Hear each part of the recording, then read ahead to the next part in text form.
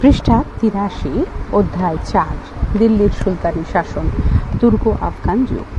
ভূমিকা: ১২০৬ খ্রিস্টাব্দে মোহাম্মদ ঘুরি মৃত্যুর পর কুতুবউদ্দিন আইবক দিল্লিতে সুলতানি শাসন প্রতিষ্ঠা করেন। তারপর ১৫২৬ খ্রিস্টাব্দে প্রথম পানিপথের যুদ্ধে বাবরের কাছে ইব্রাহিম লোদির পরাজয় ঘটে। ফলে ৩০০ বছরেরও বেশি সময়কাল ধরে দিল্লিতে স্থায়ী সুলতানি শাসনের পতন ঘটে। এই সময়কালের প্রথম ৩টি বংশ দাস, খলজি এবং তুগলকরা ছিল তুর্কি বংশোদ্ভূত, আর পরবর্তী ২ বংশ অর্থাৎ সৈয়দ ও লোদিরা ছিলেন আফগান বংশোদ্ভূত।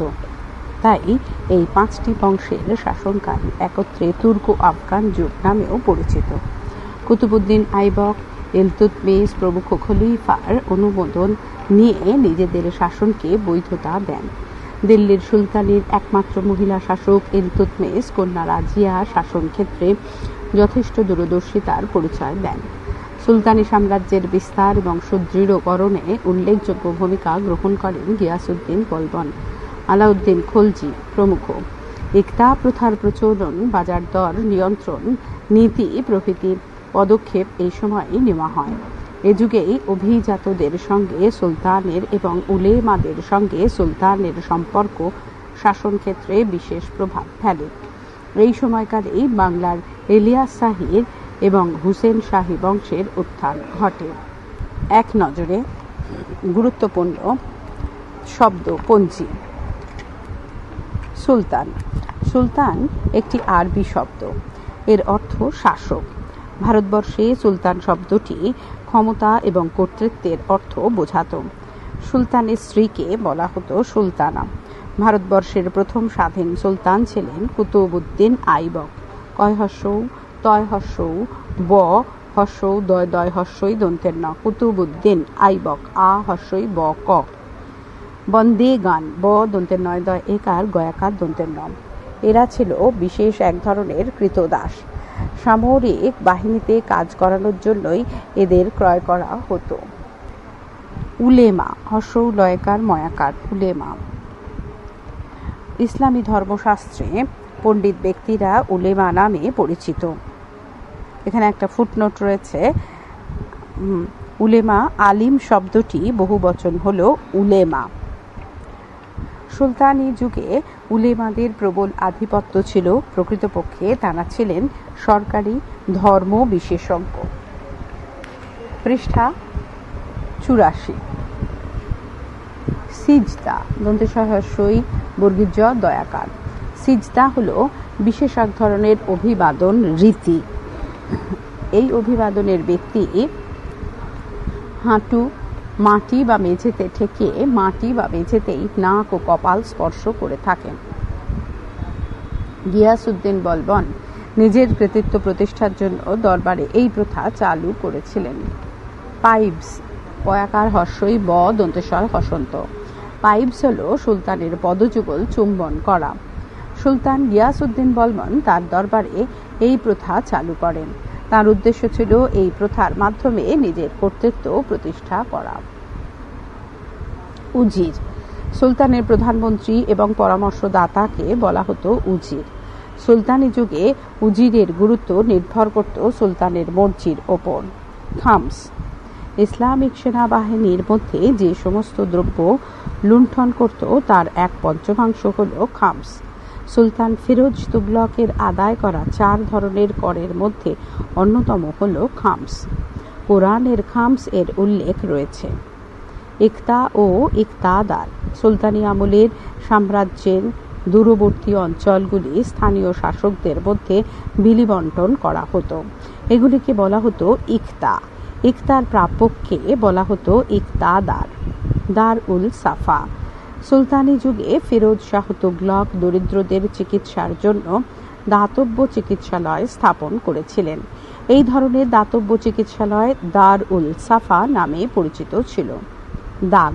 সেনাবাহিনীতে দুর্নীতি বন্ধ করবার উদ্দেশ্যে সুলতান আলাউদ্দিন খলজি অশ্ব চিহ্নিতকরণের জন্য যে ব্যবস্থা গ্রহণ করেন তা দাগ নামে পরিচিত।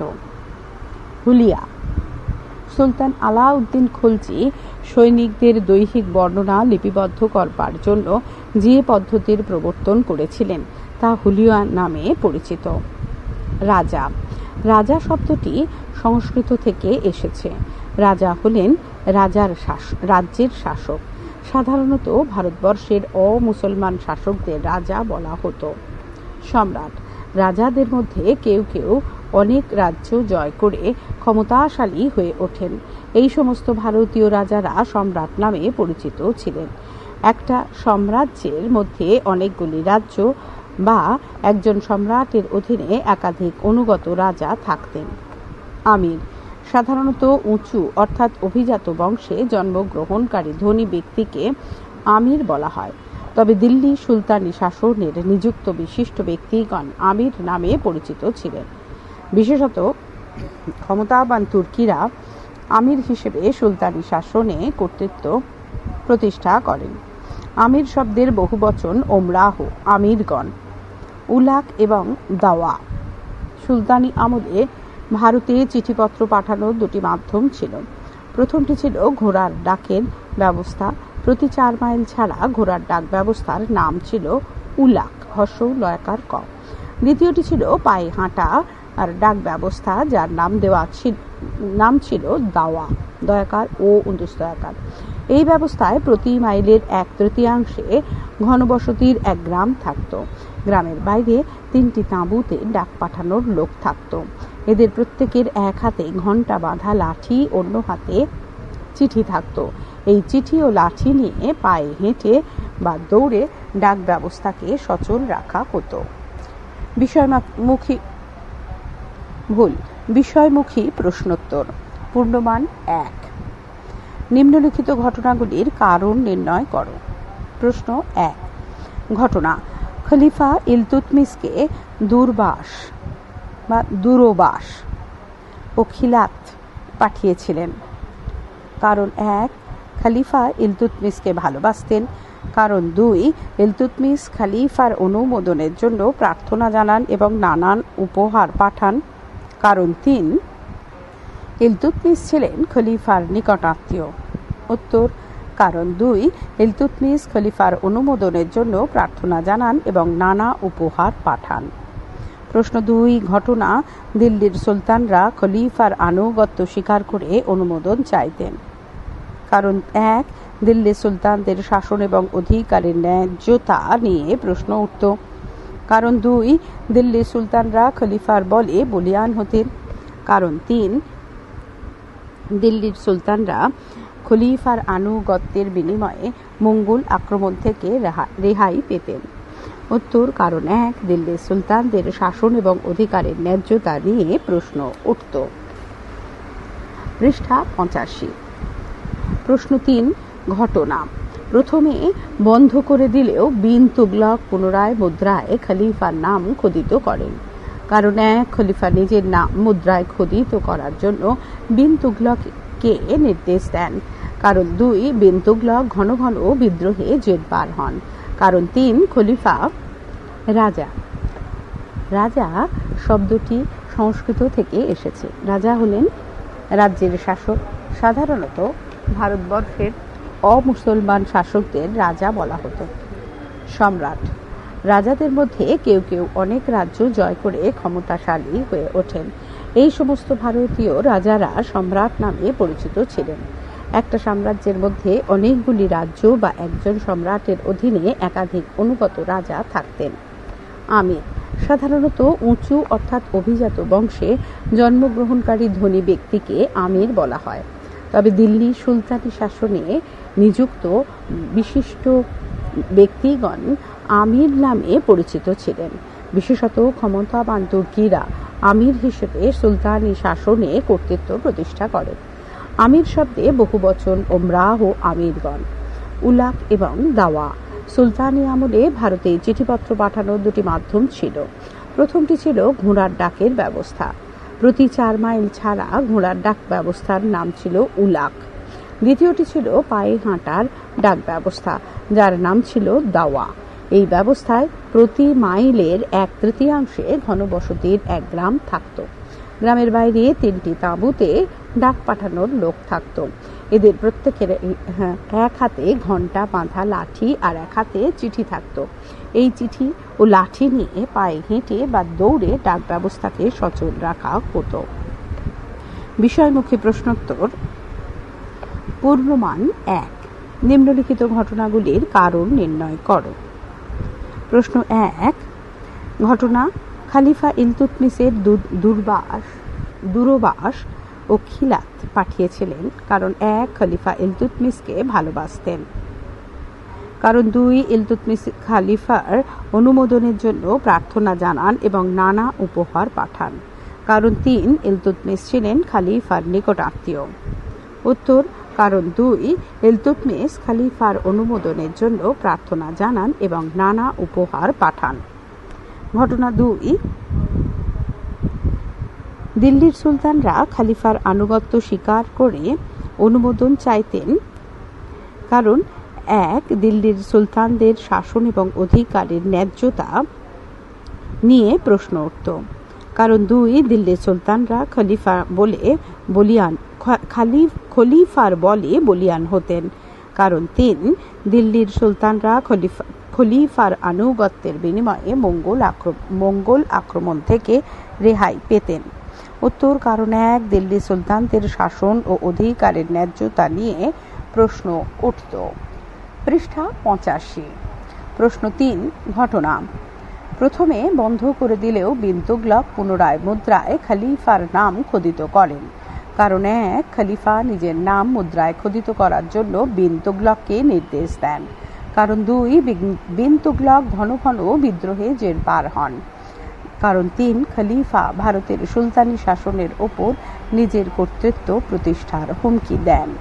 উত্তর: কারণ 2, বিন তুগলক ঘন ঘন বিদ্রোহে জেরবার হন। প্রশ্ন 4, ঘটনা শেষ পর্যন্ত রাজিয়াই ইলতুৎমিশের। কারণ 1, ইলতুৎমিশের কোনো পুত্র সন্তান ছিল না। কারণ 2, রাজিয়ার পেছনে ছিল তুর্কি অভিজাতদের সমর্থন। কারণ 3, রাজিয়াই ছিলেন ইলতুৎমিশের সন্তানদের মধ্যে যোগ্যতম। উত্তর: কারণ 3, রাজিয়াই ছিলেন ইলতুৎমিশের সন্তানদের মধ্যে যোগ্যতম। প্রশ্ন 5, ঘটনা দিল্লির সুলতানির প্রথম 60 বছর ঘন ঘন শাসকের পরিবর্তন হয়েছে। কারণ 1, মঙ্গল আক্রমণ রোধে একের পর এক সুলতান ব্যর্থ হন। কারণ 2, ঘন ঘন মনোনীত শাসকের মৃত্যু ঘটে। কারণ 3, উত্তরাধিকার নির্বাচনের কোনো সাধারণ নিয়ম নীতি ছিল না। উত্তর: কারণ 3, উত্তরাধিকার নির্বাচনের কোনো সাধারণ নিয়ম নীতি ছিল না। প্রশ্ন 6, ঘটনা মোহাম্মদ বিন তুগলকের আমলে দোয়াবের কৃষকরা বিদ্রোহ করে। কারণ 1, সুলতান দোয়াবের রাজস্ব বৃদ্ধি করেন। কারণ 2, দোয়াবের কৃষকদের কাছ থেকে উৎপাদিত শস্য কেড়ে নেওয়া হয়। কারণ 3, সুলতান দোয়াবের কৃষকদের ধর্মান্তরিত করবার চেষ্টা করেন। উত্তর: কারণ 1, সুলতান দোয়াবের রাজস্ব বৃদ্ধি করেন। প্রশ্ন 7, ঘটনা মোহাম্মদ বিন তুগলক তামার মুদ্রা চালু করেন। কারণ 1, রাজ্যে সোনার ঘাটতি দেখা দেয়। কারণ 2, রাজ্যে রূপোর ঘাটতি দেখা দেয়। কারণ 3, রাজ্যে সোনা ও রূপোর ঘাটতি দেখা যায়। উত্তর: কারণ 3, রাজ্যে সোনা ও রূপোর ঘাটতি দেখা যায়। প্রশ্ন 4, ঘটনা সিকান্দার লোদি আফগান সর্দারদের নিজের নিয়ন্ত্রণে আনেন।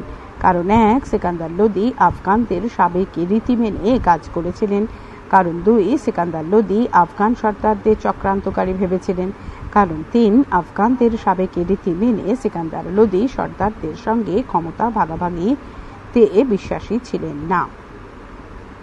উত্তর: কারণ 3, আফগানদের সাবেক রীতি মেনে সিকান্দার লোদি সর্দারদের সঙ্গে ক্ষমতা ভাগাভাগিতে বিশ্বাসী ছিলেন না। প্রশ্ন 9, ঘটনা পানিপথের প্রথম যুদ্ধে (1526 খ্রিস্টাব্দ) বাবর ইব্রাহিম লোদিকে পরাজিত করেন। কারণ 1, বাবর রুমি কৌশল এবং গোলন্দাজ বাহিনী ব্যবহার করেন। কারণ 2, ইব্রাহিম লোদির তুলনায় বাবরের সৈন্য সংখ্যা ছিল বেশি। কারণ 3, ইব্রাহিম লোদির প্রধান সেনাপতি গোপনে বাবরকে সাহায্য করেন। উত্তর: কারণ 1, বাবর রুমি কৌশল এবং গোলন্দাজ বাহিনী ব্যবহার করেন। প্রশ্ন 10, ঘটনা গিয়াসউদ্দিন গিয়াসউদ্দিন বলবন মঙ্গোলদের কাছে দূত পাঠিয়েছিলেন কারণ 1 বলবন মঙ্গোলদের সঙ্গে বন্ধুত্বমূলক সম্পর্ক স্থাপন করতে চেয়েছিলেন, কারণ 2 এটিই ছিল বলবনের কূটনৈতিক চাল, কারণ 3 বলবন নিজের রাজ্যের কিছু এলাকা ছেড়ে দিয়ে সন্ধি করতে চেয়েছিলেন। উত্তর কারণ 2 এটিই ছিল বলবনের কূটনৈতিক চাল। প্রশ্ন 11 ঘটনা। মোহাম্মদ বিন তুগলকের রাজত্বকালের শেষ দিকে একটি আঞ্চলিক শক্তির উত্থান ঘটে, কারণ 1 এই সময় দিল্লির সুলতানি শাসন দুর্বল হয়ে পড়ে, কারণ 2 মঙ্গল আক্রমণে সুলতানি সাম্রাজ্য বিপর্যস্ত হয়, কারণ 3 মোগলরা বারংবার ভারতবর্ষে আক্রমণ হানতে থাকে। উত্তর কারণ 1 এই সময় দিল্লির সুলতানি শাসন দুর্বল হয়ে পড়ে। প্রশ্ন 12 ঘটনা।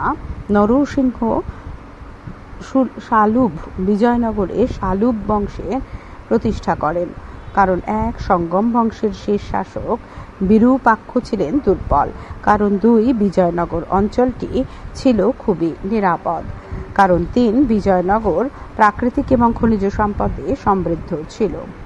উত্তর কারণ 1 সঙ্গম বংশের শেষ শাসক বিরূপাক্ষ ছিলেন দুর্বল। পৃষ্ঠা 86। প্রশ্ন 13 ঘটনা। বানিহাটির বা তালিকোটার যুদ্ধে বিজয়নগর পরাজিত হয়, কারণ 1 বিজয়নগর অর্থনৈতিকভাবে বিপর্যস্ত হয়ে পড়েছিল, কারণ 2 বাহমনি রাজ্যের উত্তরসূরি 5টি শক্তি একত্রে বিজয়নগরের বিরুদ্ধে যুদ্ধ করে, কারণ 3 বিজয়নগর রাজ্যের সেনাবাহিনী খুব দুর্বল ছিল। উত্তর কারণ 2 বাহমনি রাজ্যের উত্তরসূরি 5টি শক্তি একত্রে বিজয়নগরের বিরুদ্ধে যুদ্ধ করে। উত্তর কারণ 2 বাহমনি রাজ্যের উত্তরসূরি 5টি শক্তি একত্রে বিজয়নগরের বিরুদ্ধে যুদ্ধ করে। প্রশ্ন 14 ঘটনা। বাহমনি রাজ্য ভেঙে গিয়ে 5টি স্বাধীন সুলতানের উদ্ভব ঘটে, কারণ 1 মামুদ গাওয়ান মারা গেলে বাহমনি রাজ্যের কেন্দ্রীয় শাসন ভেঙে পড়ে, কারণ 2 আলাউদ্দিন খলজি বাহমনি রাজ্য আক্রমণ করেন, কারণ 3 বাহমনি রাজ্যের অভিজাতরা রাজশক্তির বিরুদ্ধে বিদ্রোহ ঘোষণা করে।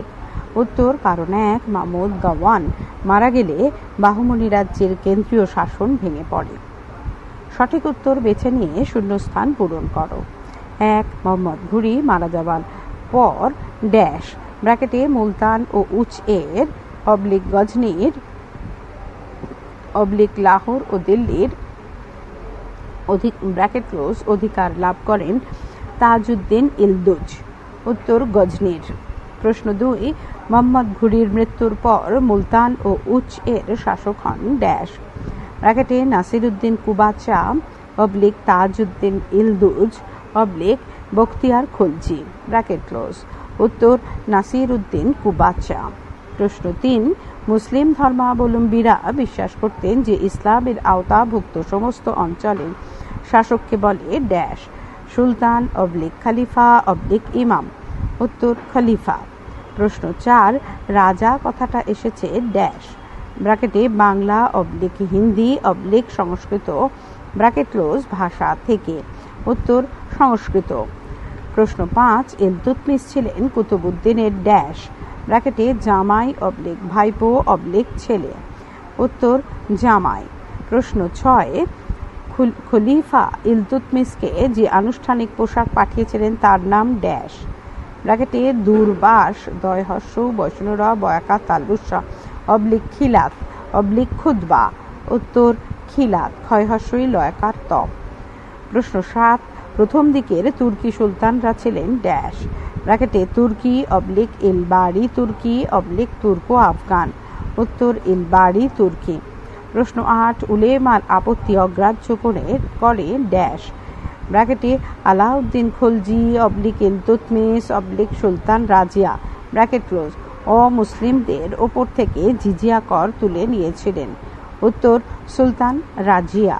প্রশ্ন 9 বন্দে গান ই চাহেলগানি কথার অর্থ ড্যাশ ব্র্যাকেটে 40 অবলিক 44 অবলিক 74 ব্র্যাকেট ক্লোজ জনবান্দা। উত্তর 40। প্রশ্ন 10 মামেলুক শব্দটির অর্থ ড্যাশ ব্র্যাকেটে সেনাপতি দলপতি দাস উত্তর দাস। 11 ড্যাশ ব্র্যাকেটে Iltutmish oblique Ghiyasuddin Balban oblique Alauddin Khalji bracket close দরবারে সিজদা ও পাইপস প্রথা চালু করেছিলেন? উত্তর গিয়াসউদ্দিন বলবন। প্রশ্ন 12 খলজি বিপ্লব ঘটিয়েছিলেন dash Jalaluddin Khalji oblique Alauddin Khalji oblique Zulfiqar Khalji. উত্তর জালালউদ্দিন খলজি। প্রশ্ন 13 দক্ষিণ ভারতে সুলতানি সাম্রাজ্যের প্রথম বিস্তার ঘটান ড্যাশ ব্র্যাকেটে আলাউদ্দিন খলজি অবলিক গিয়াসউদ্দিন বলবন অবলিক মোহাম্মদ বিন তুগলক। উত্তর আলাউদ্দিন খলজি।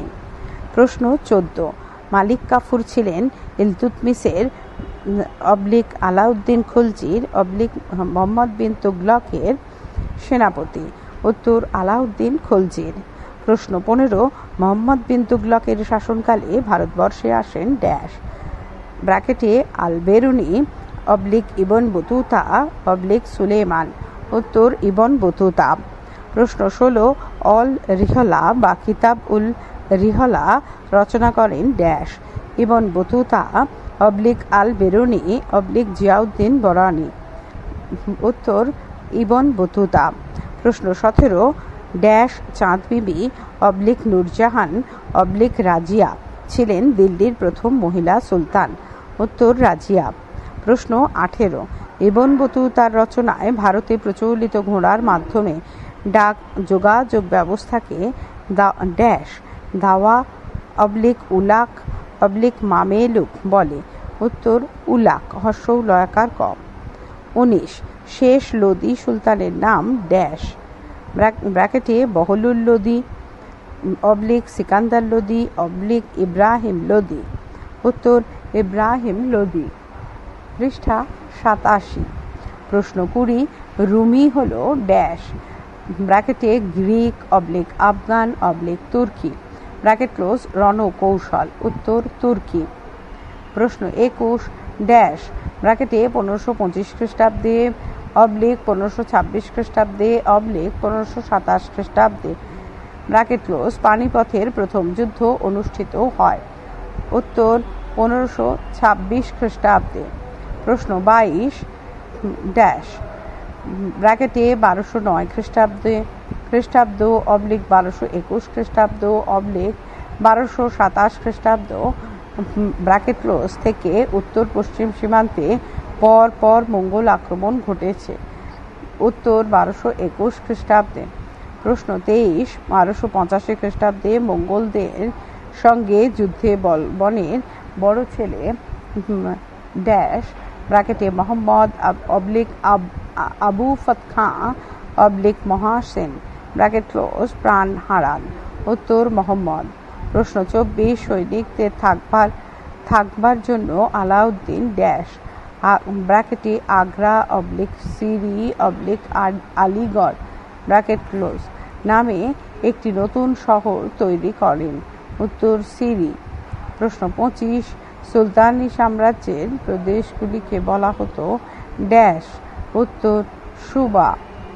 26 অটোমান তুর্কিদের সময় একতা ব্যবস্থার পরিবর্তে যে ব্যবস্থা প্রচলিত ছিল তা হলো ড্যাশ মূর্তি অবলিক ডিমার অবলিক ইজারা ব্র্যাকেট ক্লোজ ব্যবস্থা? উত্তর ডিমার। প্রশ্ন 27 মুসলমান যাজকেরা অমুসলমান প্রজাদের কাছ থেকে ড্যাশ ব্র্যাকেটে তীর্থকর অবলিক জিজিয়া কর অবলিক তুরস্ক দণ্ড ব্র্যাকেট ক্লোজ আদায় করতেন? উত্তর জিজিয়া কর। বর্গীর জয় হর্ষই অন্তুস্তয় আকার। প্রশ্ন 28 কোনো হিন্দু রাজা মুসলমান প্রজাদের কাছ থেকে জিজিয়া করের ন্যায় ড্যাশ ব্র্যাকেটে তুরস্ক দণ্ড গুরুকর অবলিক দাড়ি কর আদায় করতেন? উত্তর তুরস্ক দণ্ড। প্রশ্ন 29 ফিরোজ তুগলকের আমলে কৃষিজমি থেকে যে কর আদায় করা হতো তার নাম ছিল ড্যাশ ব্র্যাকেটে খামস অবলিক খরাজ অবলিক জাকাত? উত্তর খরাজ। প্রশ্ন 30 বাজার দর নিয়ন্ত্রণের জন্য সাহানা ই মান্ডি এবং দেওয়ান ই রিয়াসত নামে রাজকর্মচারী নিয়োগ করেন ড্যাশ ব্র্যাকেটে আলাউদ্দিন খলজি, গিয়াসউদ্দিন বলবন, মোহাম্মদ বিন তুগলক। উত্তর আলাউদ্দিন খলজি। প্রশ্ন 31, বেকার সমস্যা সমাধানের জন্য dash Alauddin Khalji, Mohammad bin Tughlaq, Firoz Shah Tughlaq bracket close কর্মীদের নিয়োগ কর্মনিয়োগ দপ্তর খোলেন। উত্তর ফিরোজ শাহ তুগলক। প্রশ্ন 32, বাংলায় স্বাধীন ইলিয়াস শাহী শাসন শামসুদ্দিন ইলিয়াস শাহ শুরু করেন ড্যাশ 1325 খ্রিস্টাব্দে, 1342 খ্রিস্টাব্দে, 1352 খ্রিস্টাব্দে। উত্তর 1342 খ্রিস্টাব্দে। প্রশ্ন 33, ফিরোজ শাহ তুগলক ব্র্যাকেট ড্যাশ ব্র্যাকেটে সাতগাঁ পান্ডুয়া লখনৌতি ব্র্যাকেট ক্লোজ আক্রমণ করলে ইলিয়াস শাহ দুর্ভেদ্য এক ডালা দুর্গে আশ্রয় নেন। উত্তর পান্ডুয়া। প্রশ্ন 34, ইলিয়াস শাহের মৃত্যুর পর সিংহাসনে বসেন তার পুত্র ড্যাশ গিয়াসউদ্দিন আজম শাহ, সিকান্দার শাহ, নসরত শাহ। উত্তর সিকান্দার শাহ। প্রশ্ন 35, ইলিয়াস শাহী বংশের পতন ঘটান ড্যাশ মোহাম্মদ শাহ, শামসুদ্দিন আহমেদ রাজা গণেশ। উত্তর রাজা গণেশ।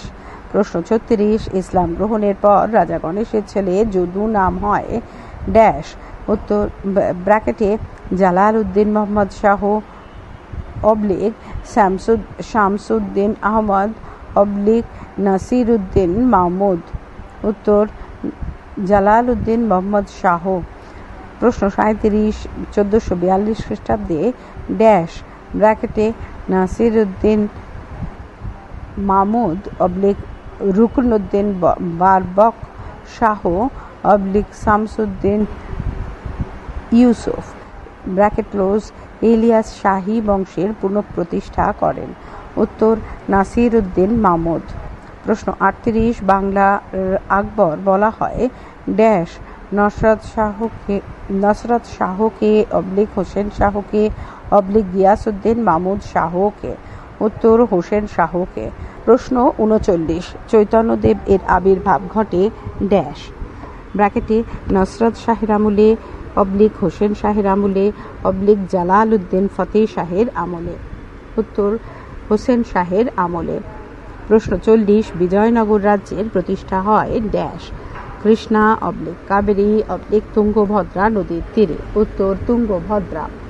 প্রশ্ন 41, ড্যাশ মুকুন্দ দাসের মালাধর বসুর সনাতন গোস্বামীর ব্র্যাকেট ক্লোজ উপাধি ছিল গুণরাজ খাঁ। উত্তর মালাধর বসুর। প্রশ্ন 42, বিখ্যাত আদিনা মসজিদ নির্মাণ করেন ড্যাশ হোসেন শাহ, নসরত শাহ, সিকান্দার শাহ। উত্তর সিকান্দার শাহ। প্রশ্ন 43, ছোট সোনা মসজিদ নির্মাণ করেন ড্যাশ হাজি ইলিয়াস শাহ হোসেন শাহ নসরত শাহ। উত্তর হোসেন শাহ। প্রশ্ন 44, সঙ্গম বংশের শ্রেষ্ঠ রাজা ছিলেন ড্যাশ দ্বিতীয় দেবরায় প্রথম দেবরায় বিরূপাক্ষ। উত্তর দ্বিতীয় দেবরায়। প্রশ্ন 45, বিজয়নগর রাজ্যের সর্বশ্রেষ্ঠ শাসক ছিলেন ড্যাশ ব্র্যাকেটে দ্বিতীয় দেবরায় কৃষ্ণদেবরায় বীর সিংহ। উত্তর কৃষ্ণদেবরায়। পরবর্তী অংশ পরবর্তী ফাইলে।